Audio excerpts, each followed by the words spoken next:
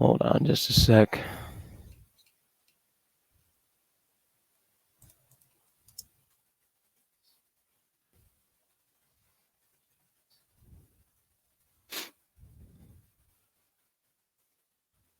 There we go. What's going on, everybody? It's Georgia Bulldog here for episode 15 of Weekly Sports News. Haven't done this in a while, so I don't know if this should really be called Weekly Sports News anymore. Maybe it should be called Sports News, honestly. I think I should rename it to Sports News with Georgia Bulldog not Weekly Sports News. It should be Sports News. You know what? I'm going to change that. Yeah, I'm going to change the name of this because there's no way I'm going to make videos weekly. But today I just have a lot of things to talk about. I thought about making three separate videos for this, but it's too much, so I'm just going to pile it into this video. So as you can see, the goal here, this is for the Vegas Golden Knights. They defeated the Florida Panthers in the Stanley Cup, the 2023 Stanley Cup, in 5 games. The Golden Knights won Game 5, 9-3 over the Panthers. Big win for Vegas.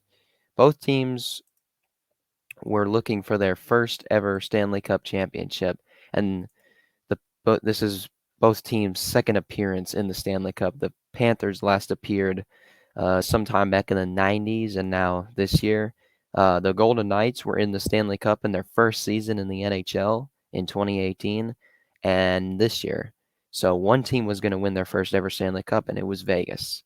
So yeah, the final score was the Florida Panthers 3 and the Vegas Golden Knights 9. Wow, what a way to win the Stanley Cup.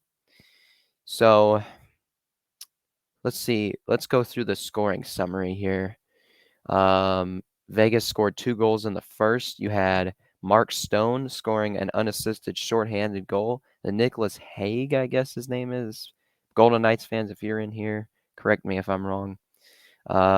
He made it 2-0. Then in the second period, Aaron Ekblad got the Panthers on the board with a goal, assist by Nick Cousins. And then, great, Alec Martinez made it 3-1 Golden Knights. That name haunts me forever because he had the game-winning goal in Game 5 of the 2014 Stanley Cup between the New York Rangers and the Los Angeles Kings. That haunts me forever. Then just a little later, Riley Smith makes it 4-1 Vegas, his 4th goal of the playoffs. Then Mark Stone gets his 2nd goal of the game with an assist by Brett Howden, former New York Ranger. Let's go. And Chandler Stevenson, 5-1 Knights. Then Michael Amadio gets his 5th goal of the playoffs with an assist from Riley Smith. 6-1 Vegas entering the third. 8:22 into the third. Ivan Barbashev, I'm not sure how you pronounce it, got his 7th goal of the playoffs. Jack Eichel got his 20th assist of the playoffs, and Shea Theodore got his 11th assist of the playoffs. 7-1 Golden Knights. Then just a few seconds later, 25 seconds later, Sam Reinhart gets Florida their 2nd goal of the game, assisted by Sam Bennett, his 10th assist, and Brandon Montour, his 5th assist. That was Reinhardt's 8th goal of the playoffs, 7-2 Golden Knights. Then Sam Bennett gets his 5th goal of the playoffs with an assist from Gustav Forsling, his 6th assist, and Sam Reinhart with his 5th assist. Then with about, 14:06, so that would mean there's about 5 minutes and 54 seconds left in the game. Mark Stone with a hat trick. He gets a hat trick with his 11th goal of the playoffs, an empty netter, making it 8-3 Vegas. And then Nicholas Roy scores, and Nicholas Roy gets Vegas their 9th goal of the game with his 3rd goal of the playoffs, assisted by Shea Theodore with his 12th assists, and Braden McNabb with his 4th assist. So, well, as a Rangers fan, I'm not a fan of either of these teams, but I'm happy for Brett Howden. Very happy for Brett Howden. He wins his first Stanley Cup. Good for you, Brett. Very happy for you. I was going to be happy regardless because a Rangers player was going to win the Stanley Cup. It was either going to be Brett Howden or it was going to be the Stahl brothers and Anthony Duclair on the Panthers, but it's Brett Howden. So good for Brett Howden. I'm proud of him. And good for the Vegas Golden Knights. They win their first ever Stanley Cup. Man, they killed it. They killed it. Um, I heard their owner said about that he's expecting the Golden Knights to win the Stanley Cup within 6 years of them being in the league. And guess what? They did exactly that. They won the cup, and they've been in the league now for 6 years. It's insanity. So congratulations to the Vegas Golden Knights and to the Florida Panthers. You shouldn't be. I understand you guys are frustrated, but um, you guys should be proud of yourselves because you guys took down the team that had the most wins out of any team in the NHL this season and set the NHL record for most points in a season. The Boston Bruins. You beat them in 7 games, and you won Game 7 at TD Garden. Then who did you go up against later? Oh, you beat the Toronto Maple Leafs. Yep, you beat them. And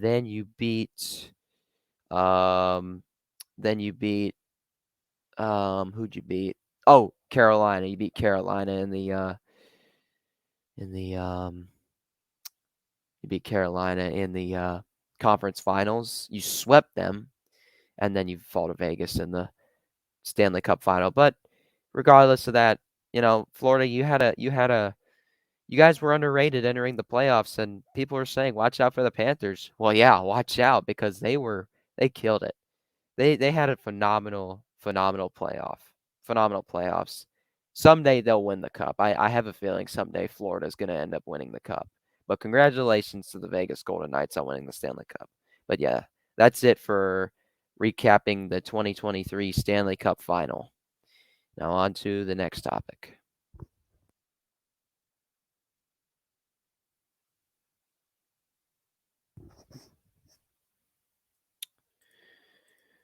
Hold on a sec.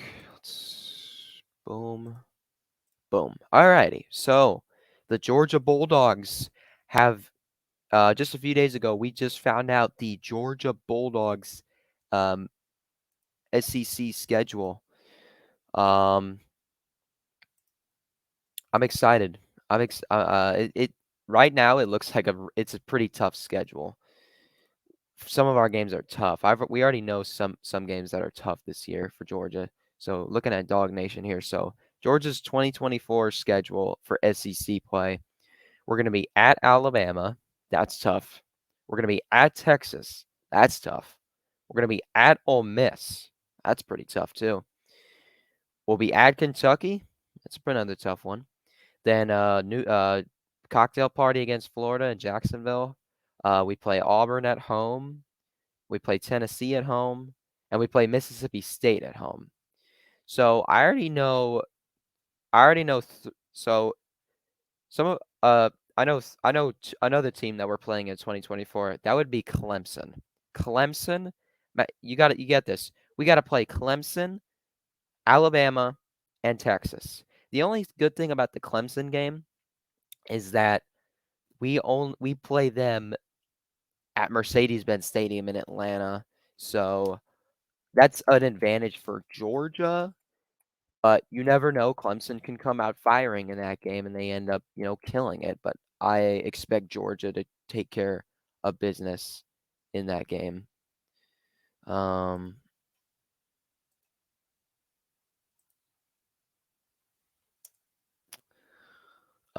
let's see. I think I could pull up the entire 2024 schedule. There it is. Georgia Bulldogs 2024 schedule. Okay, so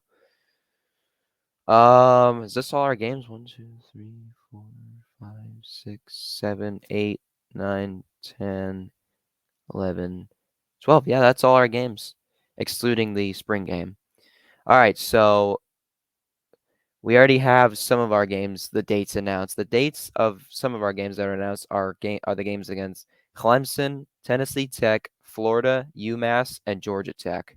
The games against Alabama, Auburn, Mississippi State, Tennessee, Kentucky, Ole Miss, and Texas have not been announced. But here are our opponents. So I just went through the opponents. So we start off the season at Mercedes-Benz Stadium against Clemson. Then we play Tennessee Tech back in Athens. I'm not sure what game is next, but the next date announced is October 26th against Florida. The Tennessee Tech game is on September 7th. We play UMass on November 23rd, and we finish off the season as usual against Georgia Tech on November 30th. So again, at Alabama, we got to play. So here are our tough games that year. Our tough games that year are Clemson, Alabama, Tennessee, and Texas. Maybe and Ole Miss. I'm not going to doubt them either. Uh, I don't see us having trouble with Auburn at home. Georgia Tech, that's going to be easy. Florida shouldn't be an issue. I hope not. You never know. You're talking 2024, not 2023, so you got to understand that. But regardless, yeah, this is going to be some tough games. But honestly, Georgia is ready for any challenge that's facing them. Whoever they're playing, whether it's Clemson, Alabama, Texas, they're ready. They're ready for any challenge that's upon them. You understand that? They are ready for any challenge that's upon them because they are the standard of college football. Sorry, Alabama fans. You could say all you could type away in the comments section. Oh, we're still the standard of college football. You're not. I'm sorry. You're not. You just got to accept it. Georgia's the standard. I'm sorry. You guys can be the standard again, but right now, it's Georgia. So Georgia's ready for any challenge that's upon them. This season, 2023, we have a very easy schedule. Everybody's complaining. Everybody's crying. So now we get ourselves some hard games in 2024, like Alabama, Texas, Clemson. We get those tough games. Tennessee as well. See, now we're playing some challenging games in 2024. So people can stop crying about, oh, Georgia never gets tough opponents. We do have a tough opponent in 2023. Our toughest game is Tennessee. Auburn, they could give us a run for our money. Who else? I think Florida can keep it a good game. I like blowing out Florida, but at the same time, I like close games. But a lot of our games this season are going to be blowouts. I mean, let me go through the 20. Actually, you know what? I'm getting off track, but I'm just saying, like, you got to understand Georgia's going to have some tough opponents in 2024. So there you go. There you go. You asked for Georgia to get some tough opponents. There you go. Now Nick Saban wants to play us, but for some reason it's in Alabama when we literally played them at Bryant-Denny back in 2020. So shouldn't it be in Athens? I'm just saying. But yeah, that's what it's looking like. Yeah. Yeah. So, yeah, that's the 2024 SEC schedule for your Georgia Bulldogs. Now on to the next topic.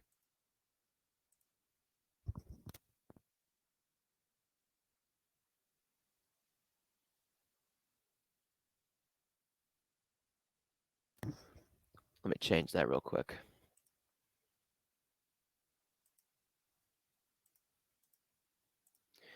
Okay, yeah, you read that correctly. Hold on, let me edit that. I don't think I need it. There we go. So yeah, the New York Rangers have hired their new head coach, that being Peter Laviolette. Nope, that's not what I want to show. There we go. Okay. So the Rangers have hired their 37th in their history. This is going to be their 37th head coach. Let's see. I'm just gonna confirm that. New York Rangers head coaches list.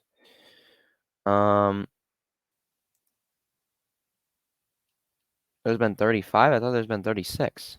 Yeah, this is 30. This is 30. This is 30. Oh. So this is our 37th head coach in our history, Peter Laviolette. So as you can see, Peter Laviolette, he has a good resume under him he's coached a lot of NHL teams and he's had some success as well. He's led 3 different teams to the Stanley Cup final. He's 1-3.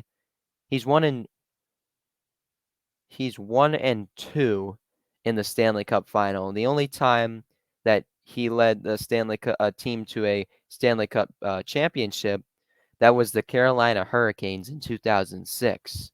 He coached the Hurricanes. He coached the Hurricanes from 2003 to 2000 to the 2003-2004 season to the 2008-2009 season.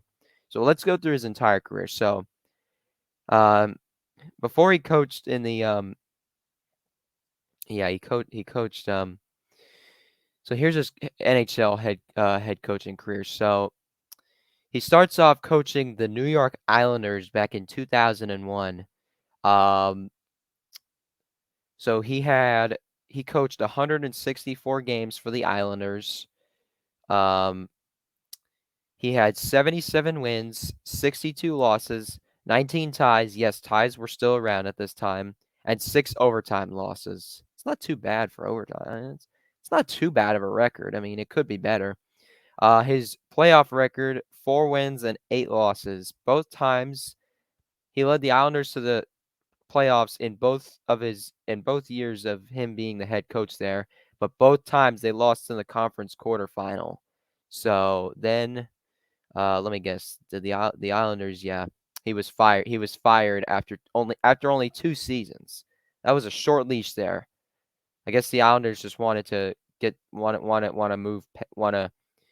They don't think Laviolette was the right guy, so he gets fired by the Islanders, and then he takes over in a little past halfway of the 2003-2004 season for the Carolina Hurricanes.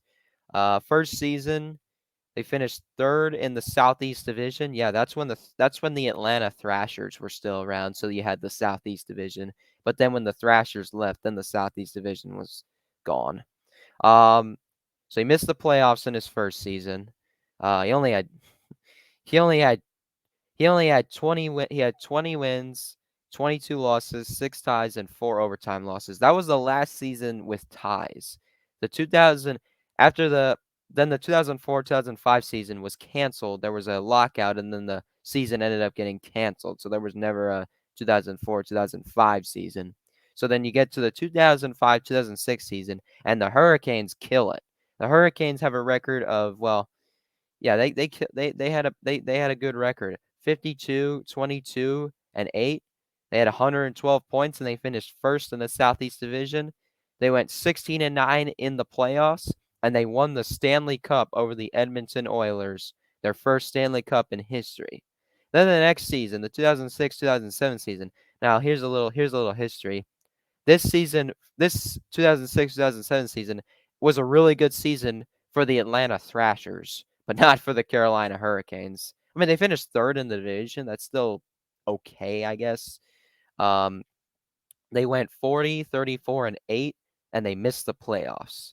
Then the next season, they do a little bit better. They go 43, 33, and 6. And they finish 2nd in the division, but they missed the playoffs. And then in Laviolette's final season, only coaches 25 games and has a record of 12, 11, and 2, and gets fired 25 games into the 2008-2009 season. So then there goes Laviolette, and then the Hurricanes move on to their next head coach. So with the Hurricanes, he had a record of 167, 122, 6 ties, and 28 overtime losses.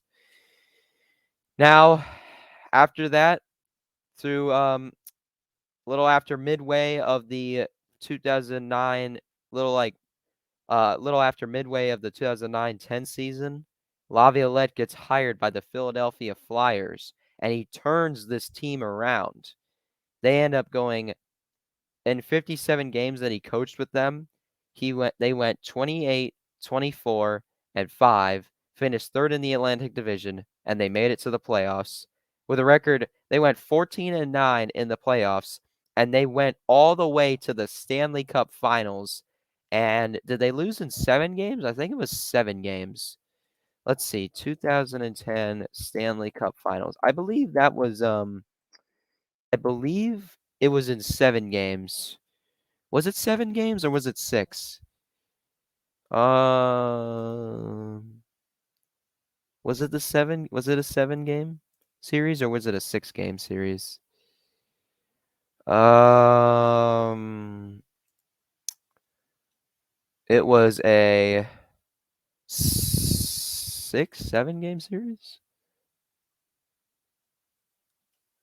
What was it? I can't tell.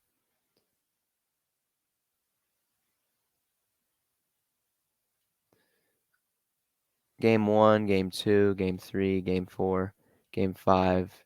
Oh no, it was in 6 games. Peter Laviolette the Chicago Blackhawks won the Stanley Cup Finals over the Philadelphia Flyers in 6 games. It was Patrick Kane who had that overtime goal in Game 6, where nobody was like, were they all like, did it go in?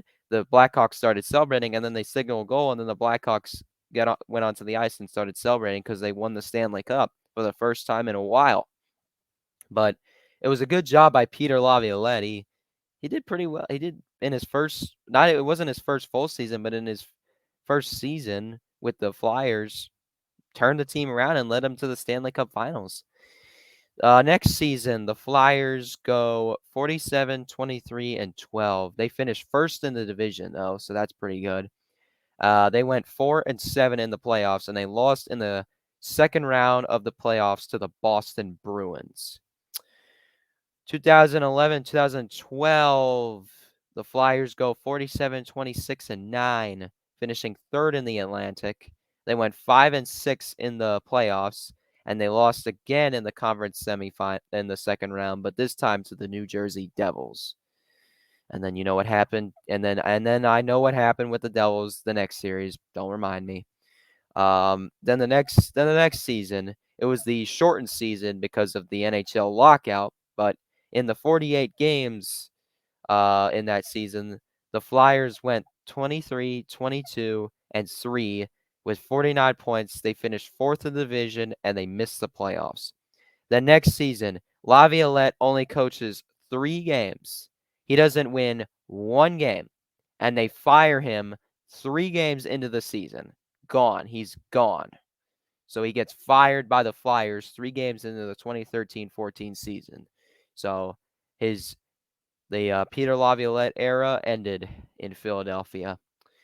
Then, so let's go over his totals. He coached 272 games with the Flyers, went with a record of 145, 98, and 29, and a 23-22 record in the playoffs. So then, before the 2014-15 season, Peter Laviolette gets hired by the Nashville Predators. In his first season, the Predators went 47, 25, and 10, finishing second in the Central Division.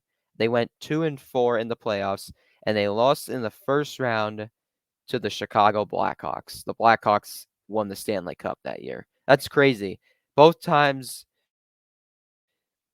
2013, they didn't play him in the Stanley Cup. They didn't make it to the playoffs, but 2015, both 2 times that the Blackhawks have won the Stanley Cup in 2010, 2015.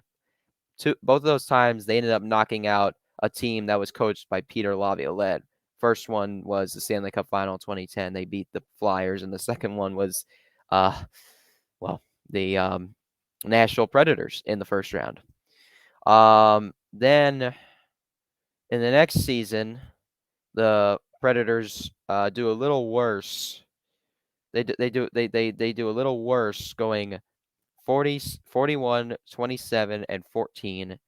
They finished fourth in the Central Division. They made it to the playoffs, and they went 7-7, losing in the second round to the San Jose Sharks. The Sharks ended up going to the Stanley Cup Final that year, and then they lost to the Pittsburgh Penguins. Now, the next season, the Predators go 41, 29, and 12. 94 points. They do a little worse. Finish fourth in the Central. But they went 14-8 in the playoffs. They swept the Chicago Blackhawks in the first round, and they went all the way to the Stanley Cup Finals and lost to the Penguins in, I believe, 6 games. They lost 2-0 in Game 6. But what a run for Nashville. Then the next season, the Predators do amazing. They go 53, 18, and 11. 117 points.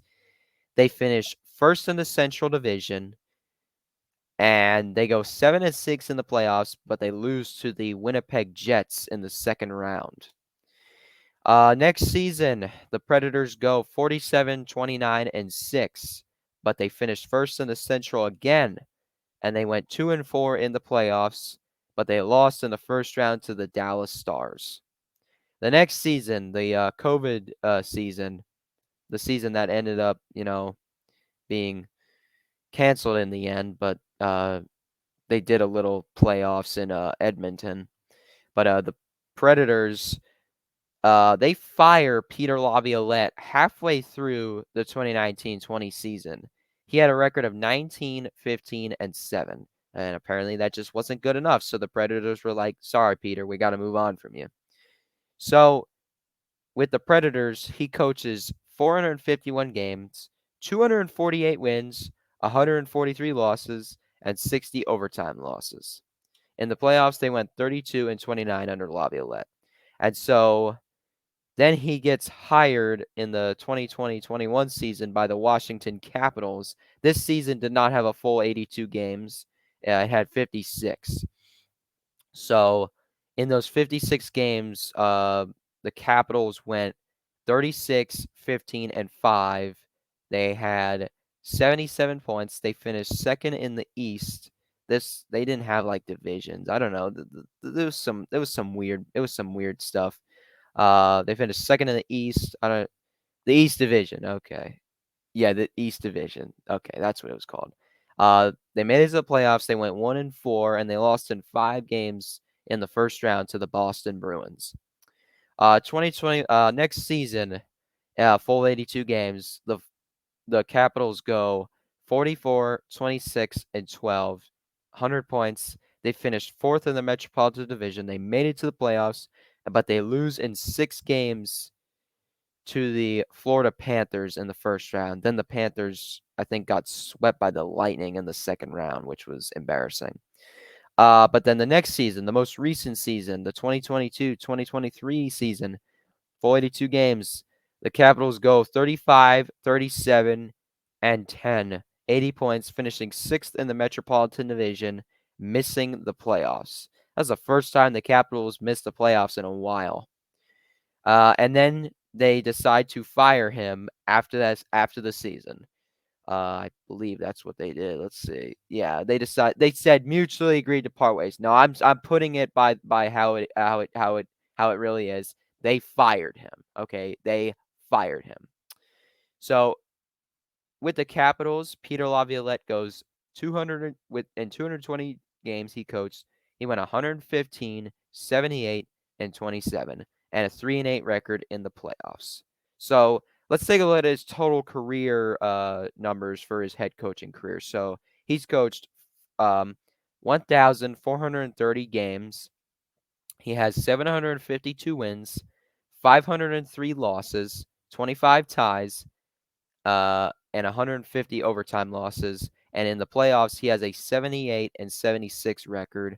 He has one Stanley Cup championship. That was with the Hurricanes in 2006, and 13 playoff appearances. So if you're the Rangers, you like that resume, and that's why the Rangers decided to hire him. So overall, I was expecting them to hire Laviolette, but I was hearing maybe John Hines, the former head coach of the Nashville Predators. I was like, no, do not hire John Hines. Do not hire John Hines. If they hired John Hines, I was going to be mad.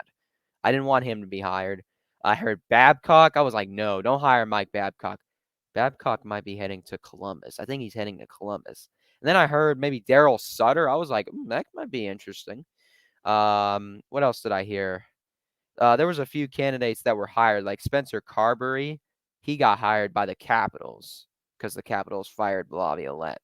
But then now Peter Laviolette is now the head coach of the New York Rangers. So, yep, that's going to do it for Sports News with Georgia Bulldog Will, episode 15. Yeah, I'm gonna change the name of this little thing. The name's gotta change. But yeah, that's gonna do it for this episode. Episode 15 of Sports News with Georgia Bulldog Will. I will see you guys later. And go Dogs and go Rangers.